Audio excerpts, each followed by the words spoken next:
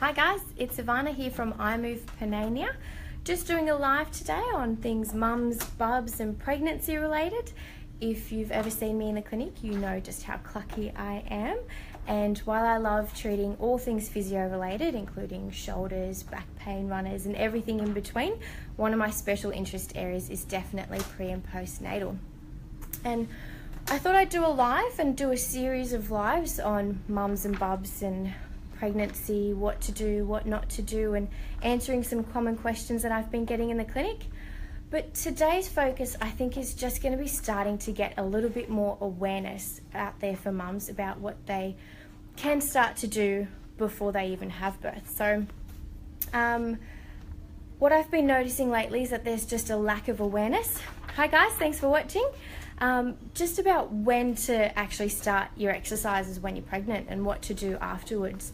I've been seeing a lot of women 3 and 4 months post-birth who don't even know what a pelvic floor exercise is, let alone done one. So doing this live today just to get a little bit more information out there and what to do. So one of the best advice that I can give you is to actually get in to see a physio early. A lot of women wait till afterwards, but the best thing to do is actually get in before you give birth. One of the reasons being is that you can start a lot of the exercises that you would normally do afterwards before you even give birth to get more strength. So pelvic floor exercises and deep core abdominal exercises, a lot of women think that you should only do them afterwards, but it's like going in for surgery, right? A lot of people that are going for shoulder and knees don't just go in to have the surgery, they go and get their prehab done. They get as strong as they can, because the stronger you are beforehand, the stronger you will be afterwards as well.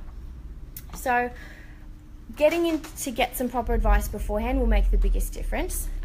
Doing pelvic floor exercises before birth actually helps the birthing process, and you can push bub out a little bit easier, and it gets blood flow to the area, which helps with the healing afterwards as well.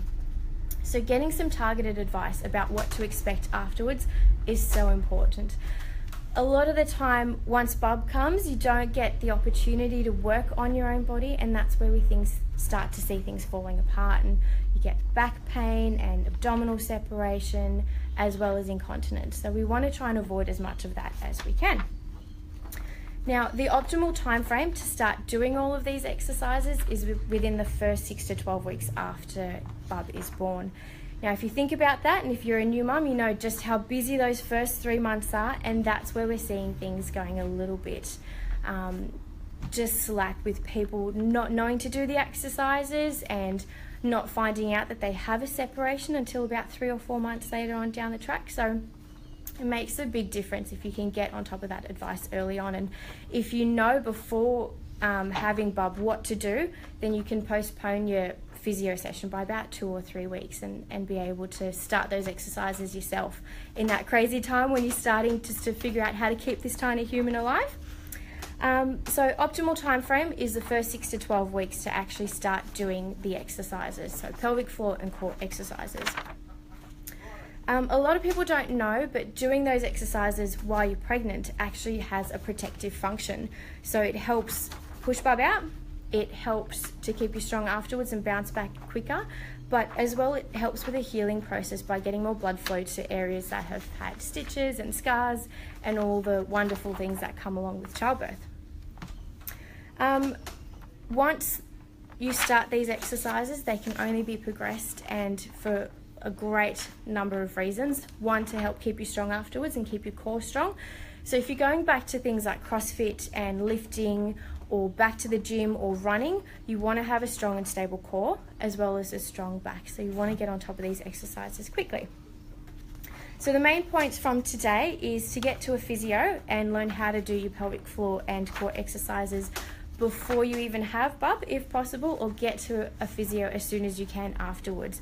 The optimal time frame is within those 6 to 12 weeks, so see if you can get on top of that early. Tag a mum and tag a mum to be to raise awareness about starting these exercises early, as well as comment, guys. I'm going to do a live over the next 6 weeks once a week to get on top of some of the questions that you have. So we'll be talking about things like what exercises to do, what not to do, some time frames, the changes that are going to occur. So if you can comment on any queries you've got or questions, that'll just help target these and make sure that I get the right information out to those who need it.